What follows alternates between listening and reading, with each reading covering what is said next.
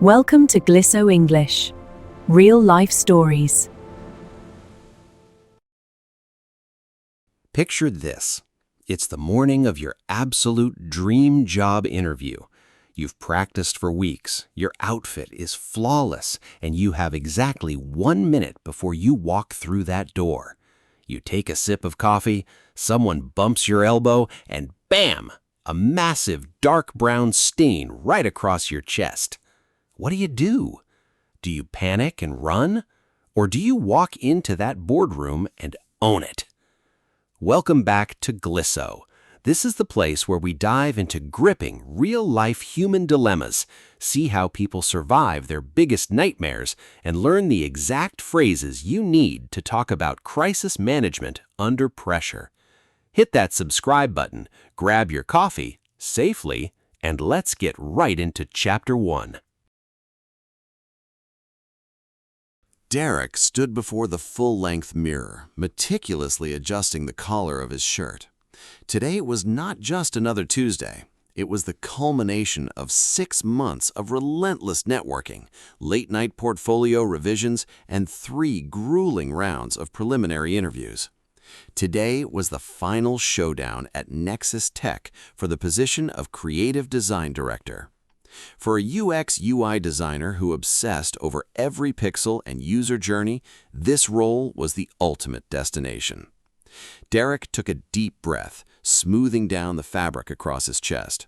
He had chosen his outfit with the same mathematical precision he applied to his wireframes. It was an ultra-crisp, tailored white button-down shirt. To Derrick, the shirt was a psychological armor. It projected flawless presentation, minimalist elegance, and absolute control. It signaled to the hiring panel that he was a man who did not tolerate clutter, mistakes, or loose threads. Looking at his reflection, he felt an unfamiliar surge of total confidence. He had memorized every metric of Nexus Tech's recent market failures, prepared 3 distinct growth strategies, and anticipated every brutal question they could possibly throw at him. He knew his presentation was foolproof, and his visual aesthetic was completely on brand. On paper and in the mirror, he was the perfect candidate. He grabbed his leather portfolio briefcase, checked his reflection one last time, and stepped out of his apartment. The master plan was officially in motion, and as far as Derrick was concerned, absolutely nothing could go wrong. He was entirely ready to walk into that boardroom and claim his future.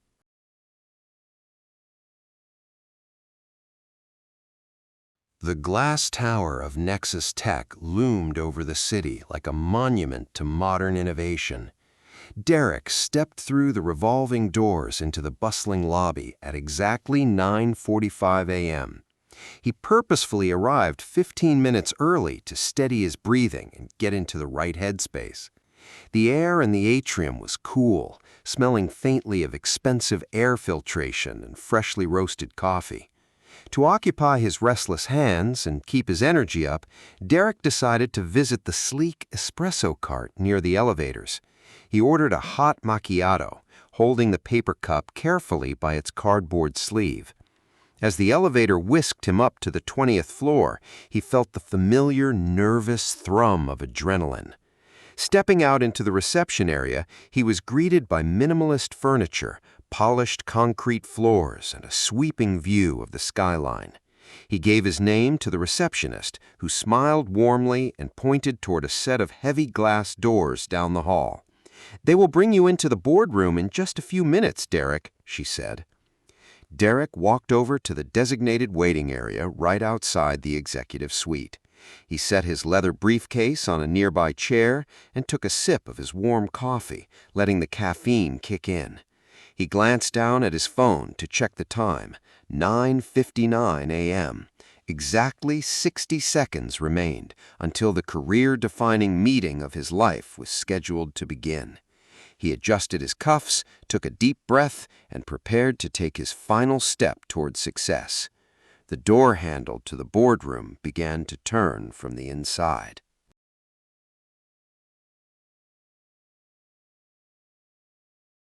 The heavy glass door swung open, and a tech support employee rushed out into the hallway. He was carrying a towering, unstable stack of oversized computer monitors, completely blocking his view. Derrick naturally moved to step back, but the hallway was narrow and the employee was moving much too fast. In a split second, the corner of the top monitor clipped Derrick's shoulder hard, twisting his body around. The sudden, violent jolt sent the hot macchiatos flying straight out of his hand. Time seemed to slow down to an agonizing crawl as the dark espresso erupted violently from the paper cup. The piping hot liquid painted a dramatic, dark brown arc across the crisp air of the reception area. Before Derrick could even blink, the entire sticky mess splashed violently across the exact center of his chest. The burning heat of the coffee immediately soaked through the thin, expensive cotton fabric, scalding his skin.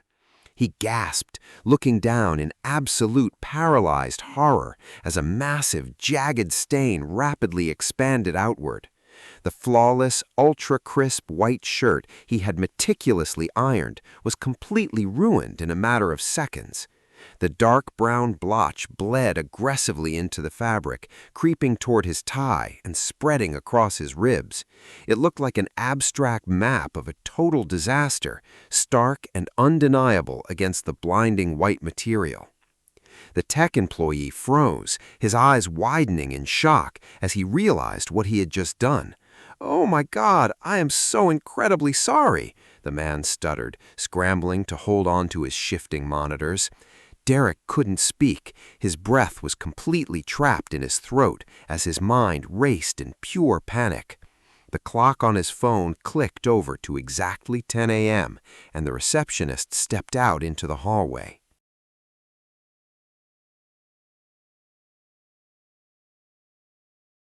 Derrick did not wait for the receptionist to speak. He turned on his heel and bolted down the corridor.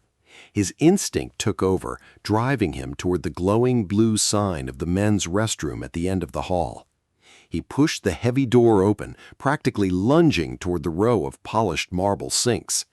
Catching sight of his reflection in the mirror, his heart sank into his shoes as the full scale of the nightmare hit him. The stain was enormous, a dark, dripping continent of espresso that mocked his entire philosophy of minimalist perfection. Panic screaming in his ears, Derrick grabbed a handful of brown paper towels and jammed them under the automatic faucet. He began frantically scrubbing at the wet cotton, desperate to erase the evidence of his clumsiness. Within seconds, he realized he was making a fatal mistake. The friction was only driving the dark pigment deeper into the fibers. The crisp white fabric was disintegrating into a damp, fuzzy grayish smear that looked infinitely worse than before. He threw the shredded paper towels into the trash and tried using the hot air hand dryer, leaning awkwardly over the counter. The roaring machine only succeeded in baking the brown stain permanently into the shirt, sealing his fate. He stood frozen in the harsh fluorescent light, his hands trembling as he realized there was no escape. He could not sprint down to a department store, and he certainly could not interview for a director role looking like this. A dark thought crept into his mind, tempting him to slip out the side exit, get into his car, and drive away.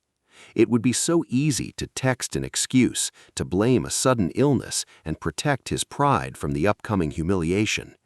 But as he stared into his own panicked eyes in the mirror, a sudden spark of stubborn anger flared up inside him. He had worked too hard, sacrificed too many nights, and built too much momentum to let a stray cup of coffee defeat him. He straightened his posture, unbuttoned his blazer, and used a dry towel to dab away the excess moisture from his skin. He could not fix the shirt, which meant he had only one real choice left. He had to walk into that room and own it. He turned the handle, pushed the restroom door open, and stepped back out into the firing line.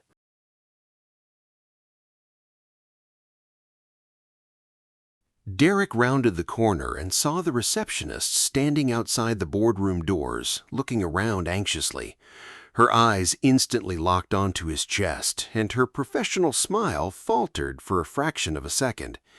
"Derrick, they are ready for you inside," she said, her voice dropping into a tone of pure sympathy. Derrick buttoned his navy blue blazer tightly, but the jacket was a modern, tailored cut that naturally split open at the top. The dark brown disaster peeked out aggressively from his lapels, impossible to miss. He took a slow, deep breath, forcing his shoulders back and his chin up as he approached the entrance. He pushed open the heavy glass door and walked into a room that felt freezing cold. A massive mahogany table stretched across the space, illuminated by bright, clinical LED lights. Sitting on the other side were three intimidating creative directors, their laptops open and their expressions unreadable. These were people who judged books by their covers for a living. They built entire brand identities on visual perfection. The lead interviewer, a sharp-eyed woman named Evelyn, looked up from her screen to greet him. As Derrick stepped into the light, all three panelists immediately noticed the damp, stained shirt beneath his jacket. A heavy, suffocating silence fell over the room as their eyes lingered on the giant espresso blotch. Derrick felt a hot wave of intense self-consciousness rush from his neck straight up to his ears. Every instinct in his body screamed at him to apologize profusely, to stutter through an explanation, or to shrink into his chair. Instead, he walked forward with a steady stride, extending his hand to Evelyn with a firm, unshakable grip. He took his seat at the center of the table, resting his arms confidently on the polished wood. He was standing right in the middle of the fire, completely exposed, with absolutely nowhere left to hide.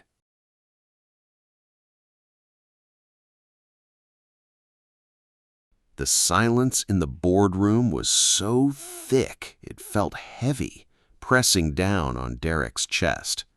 The three interviewers looked down at their notebooks, then back up at his shirt, completely unsure of how to react. Derrick knew that if he tried to ignore the stain, he would spend the next hour looking weak and uncomfortable. He leaned forward, placing his hands flat on the mahogany table, and let a genuine smile break across his face. "Before we look at my portfolio," Derrick said, his voice calm and clear, "I want to address the elephant in the executive suite." He unbuttoned his blazer, fully revealing the massive dark brown espresso stain for everyone to see. "I decided to run a live user experience test this morning to see how your corporate culture handles extreme visual chaos." The interviewer on the left let out a sudden, unexpected laugh, and the heavy tension in the room instantly evaporated. Evelyn, the lead panelist, tilted her head, an amused and intrigued expression replacing her strict frown. "The test results are in," Derrick continued smoothly, "and your reception hallway has excellent physics but very narrow blind spots." The panelists smiled, their rigid postures relaxing as they realized Derrick was completely unbothered by his own misfortune. By refusing to hide or apologize like a victim, he had instantly transformed an awkward disaster into a moment of genuine connection. He had shown them within the first 30 seconds that he possessed an incredible amount of emotional intelligence and poise. "Now that we've broken the ice," Derrick said, adjusting his sleeves, "let's talk about how we can fix your digital design clutter." Evelyn opened his portfolio file on the main projector screen, nodding her head with a new level of respect. The nightmare was no longer a distraction. Derrick had successfully flipped the script and taken total control of the room.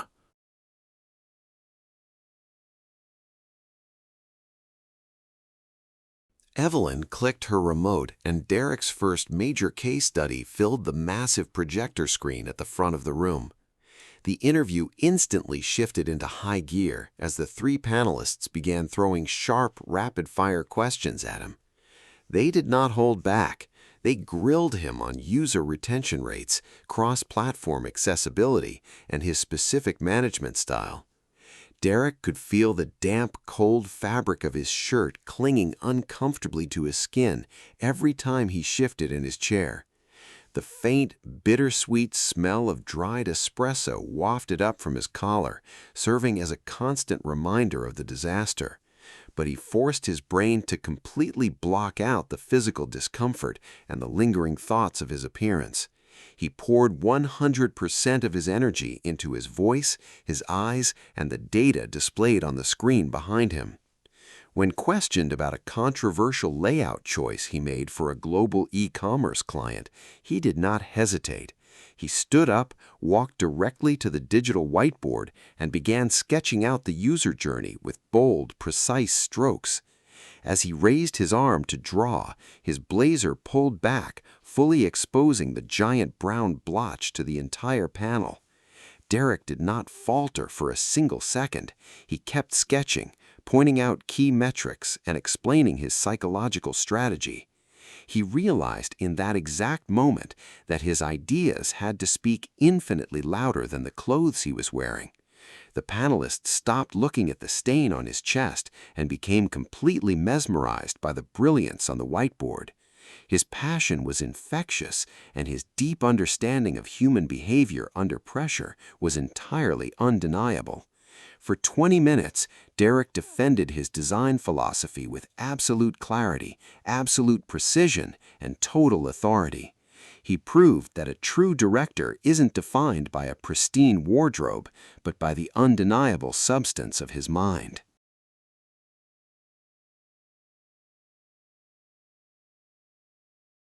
Evelyn leaned back in her chair, tapping her pen against her tablet as she stared intensely at Derrick.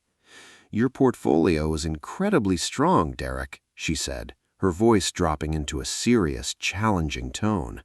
"But a director role at Nexus Tech isn't just about beautiful layouts and flawless presentations. Tell us about a time a major product launch completely failed at the final second and how exactly you handled it." The other two interviewers leaned forward, their eyes locking onto him to see if he would crack under the pressure. Derrick looked down at his chest, looking directly at the jagged dark brown espresso stain covering his shirt. A slow smile crept across his face as he realized the universe had just handed him the perfect answer. He looked back up at the panel, gesturing broadly to the massive blotch on his crisp white fabric. "Honestly, Evelyn, we don't even need to look at my past history to answer that question," Derrick said confidently. "Exactly 10 minutes ago, my entire meticulously planned visual strategy for today was completely destroyed in a split second. I had two choices. I could panic, cancel the meeting, and blame the environment, or I could adapt and focus on what actually matters." He leaned forward, his eyes bright with conviction, as he connected the dots for the three creative directors. In product design, bugs will happen, servers will crash, and your pristine launch will get hit with a metaphorical cup of hot coffee. A bad leader tries to hide the stain and lets the panic ruin the rest of the project. A great leader acknowledges the reality, adjusts the strategy immediately, and delivers a flawless user experience anyway. The room went completely quiet as the power of his live metaphor sank into the minds of the interviewers. Evelyn slowly smiled, exchanging a highly impressed look with the two directors sitting right beside her. Derrick had successfully taken his greatest vulnerability of the day and transformed it into his ultimate, unforgettable selling point.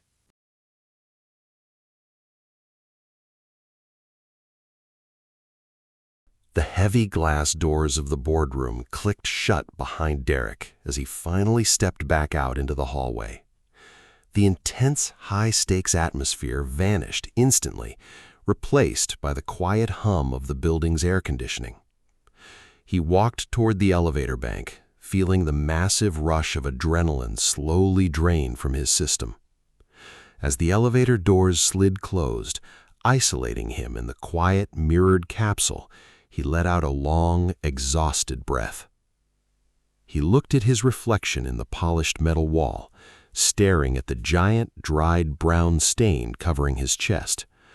The shirt was completely ruined, stiff and smelling strongly of stale espresso, but he no longer felt any shame looking at it. He pushed through the revolving doors of the lobby and stepped out into the bright, bustling afternoon air of the city.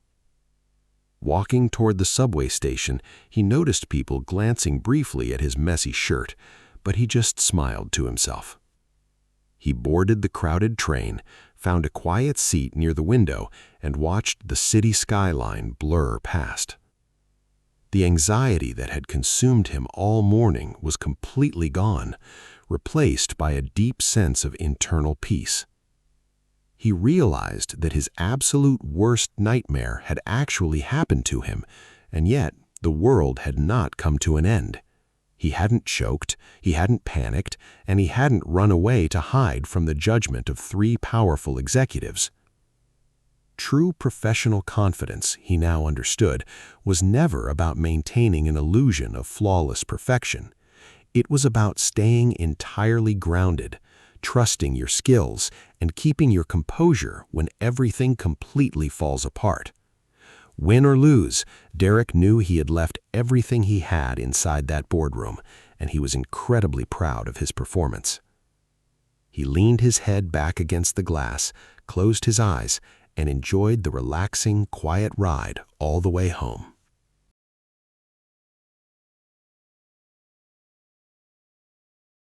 Three days later, Derrick sat at his kitchen counter, nursing a fresh mug of black coffee, poured from a tightly sealed, spill-proof travel flask. His phone buzzed on the counter, the screen lighting up with a number from the Nexus Tech corporate headquarters. He took a steadying breath, slid the bar to answer, and placed the phone tightly against his ear. "Derrick, it's Evelyn," the lead interviewer's voice rang out, crisp and full of undeniable energy. "I won't keep you in suspense. We would love to officially offer you the position of Creative Design Director." Derrick felt a massive wave of relief wash over him, a wide smile breaking across his face as he thanked her. "I have to tell you," Evelyn continued with a chuckle, "we interviewed 10 candidates with absolutely flawless portfolios this week. But when things get messy in this industry, we don't need people who only know how to look perfect on paper. The way you handled that coffee crisis proved to us that you have the exact emotional intelligence, grit, and adaptability we need to lead this team." The following Monday, Derrick stepped through the revolving glass doors of the tower for his very first day on the job. He was wearing a brand new, impeccably tailored navy suit, looking every bit the director he was always meant to be. But as he walked past the receptionist, he intentionally unbuttoned his blazer with a confident smirk. Underneath, he wasn't wearing a white shirt. He had chosen a sharp, stylish, and completely unstainable dark charcoal gray. He gave a friendly nod to the tech support employee passing by in the hallway, took a secure sip of his coffee, and walked straight into his new future. And that is how Derrick turned an absolute nightmare into a career-defining victory.